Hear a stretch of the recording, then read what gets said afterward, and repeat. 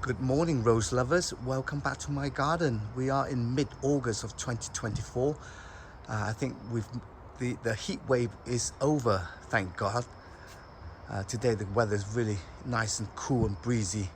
I really love this kind of weather. Really nice to be in the garden and not being baked by the sun.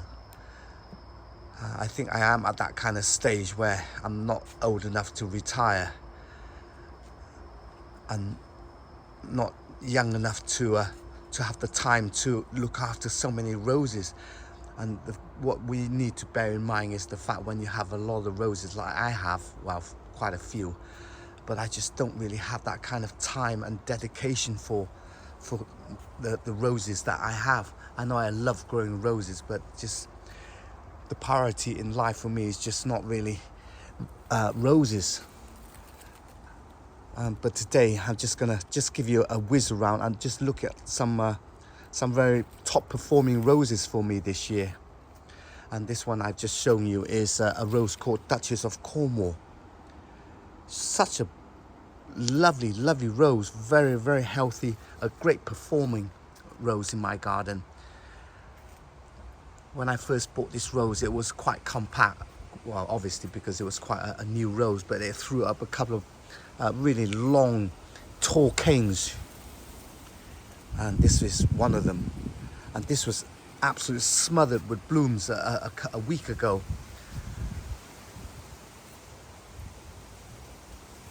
And this one is Eve Piaget. I adore this rose for the fragrance. It is throwing up a nice, fresh new cane. I never really expected this to be doing so well. I've always thought this is quite a difficult rose to grow, but in fact for me I think I'm really happy with it and how it's turned out. And let's just have a quick look at another good rose. Is a rose called Grace by David Austin. I think this might be on her third flush, and even at the third flush it is really covered in a lot of flowers. You can tell this really needs a drink. lovely tea scent. I'm not gonna do a fragrance video today. And behind that is Ancient Mariner, very similar rose to Olivia Rowe Austin. This one has a better fragrance. But in terms of performance, I think Olivia outperformed Ancient Mariner quite easily. And this really impressive ground cover rose. And look at all these tons of buds. This is the second flush, of course. And this rose really gets little attention from me. I don't even feed it, to tell you the truth. And yet it still rewards me with tons and tons of blooms. And I've got a couple of blush noisette down there as well. Yeah, these blooms are quite small, but they do last quite a long time. You see, that's how busy I am. I've not been able to deadhead any of my blooms. And behind there is a blue perennial. And when it does blooms, it blooms in clusters of almost like a magenta purple blooms. Gorgeous flower. At the moment is in a baseless pot. Yeah, these Japanese anemone. Yeah, I've said that right, anemone. And this one in front of me is a rose called May Marian. Gorgeous rose. Look at that. See how many blooms it is, even on this time of the year when most of my roses aren't in flower. Just go to show, it really is a very top performing rose in my garden. And then behind there I've installed a rose arch, and on either side I've got a rose called Spirit of Freedom. I think this one is eventually would get retired because you can't buy the plant you can only buy the bare roots, so which means it might retire this rose. Really nice rose. I am really glad that I've got this rose. Yeah, the back of my garden used to be covered with bindweed, but I think I've managed to have that problem sorted. I've been pulling it up all the roots under the ground. I know they're going to be come back again, but I'm just going to continue to pull them out.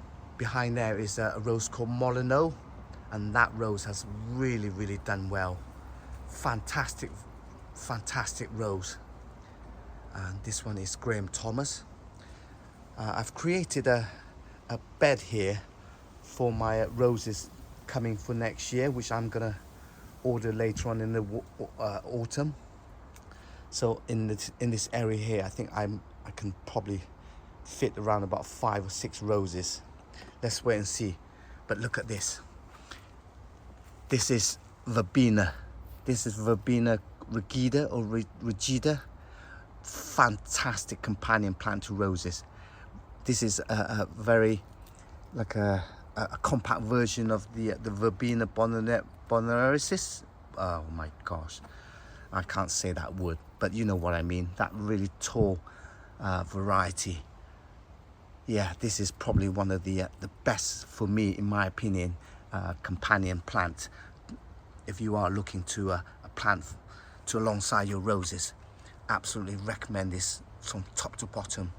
A very small, compact version, and I'm hoping this will self-seed and have them all over my garden. And this one is what is this? Earth Angel. It is quite a young plant at the moment. It's a cutting which my sister gave me. But let's have a look at a top performing rose. This is Gertrude Chico.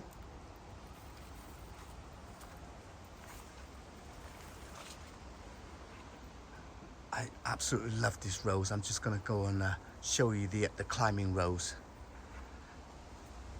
Yeah, as I said, a lot of my roses just really having a break. And then Coco Loco here just looks so sad.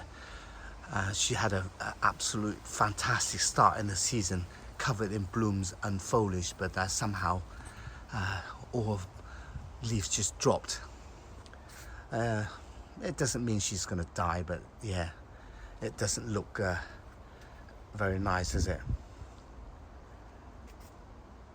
And then that is Rose Eden. She's doing very well this year. And yeah, here's another look at my Gertrude Chico, and look at these size blooms. Really not let down by the size, honestly. Such a fantastic rose. This is a climbing rose, Gertrude Chico, and really this rose is constantly producing a lot of new fresh canes from the base.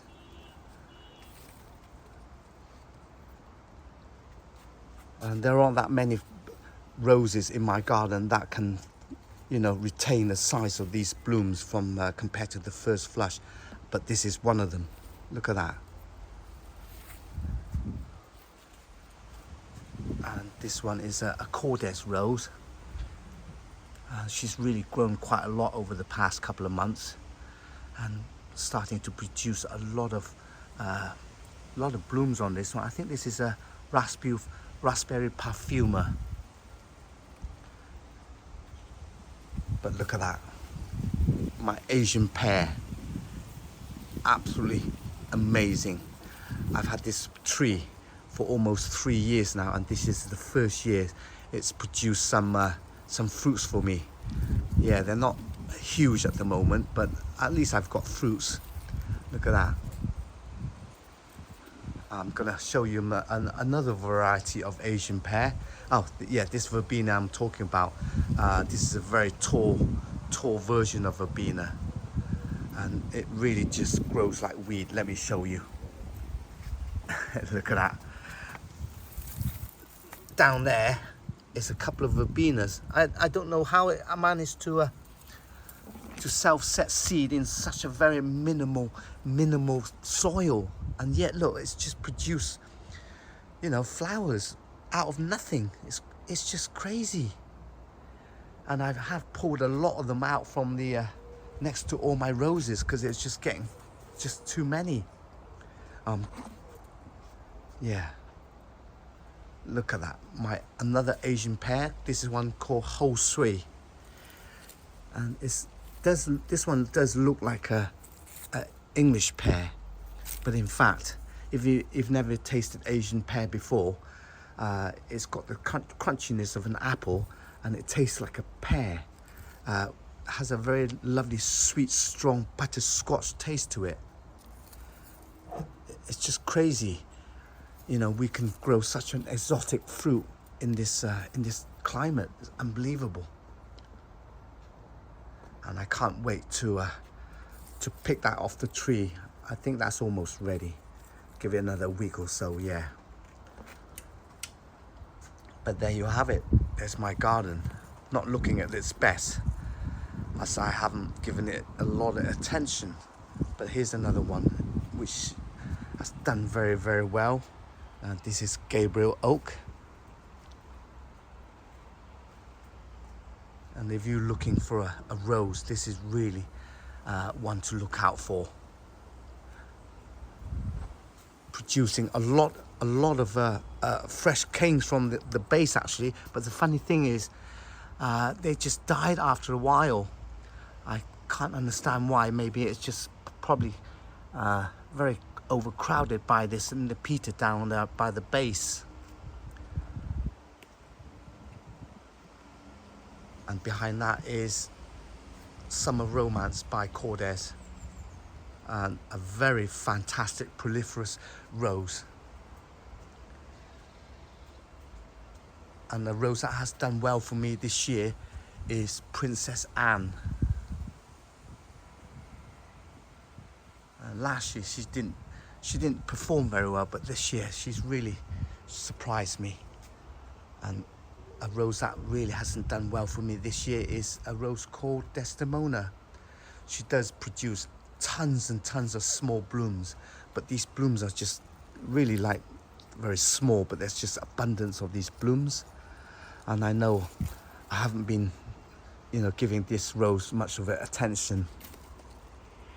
Lovely, gorgeous old rose fragrance. And this one is Royal Jubilee.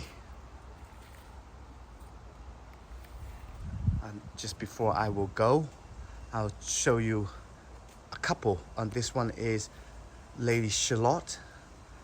As you know, Lady Charlotte is, you can't go wrong with this rose. And really, really outstanding rose. First flush, second flush, or third flush, and these blooms are just really, really a decent size. And then next to that, of course, is James L. Austin. Look at all these unopened blooms. Such a shame that I didn't put her as name her as one of the best repeater last year, but this year she's done so much better than many of my roses that were on that list. And last but not least is Olivia Rose Austin. No fragrance, but what she really lacks in fragrance. She really is a stunning rose, a great performer, an all-rounder rose. I mean, I've said that on many occasions, but this rose is really what that sells, gives this company the name.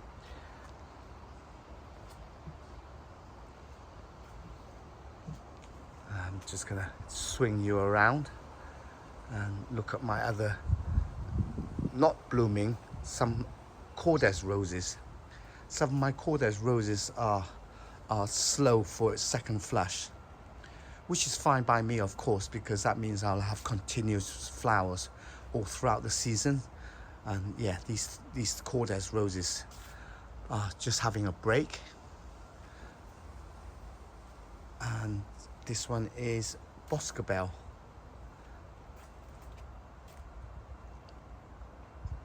And there is a rose that I haven't really shown you, is a rose called Bring Me Sunshine, and that for me is done really, really well. But there you go, there's my garden. Not a lot to see, but I hope you all have a lovely day, and I will see you on my next video. Take good care. Bye.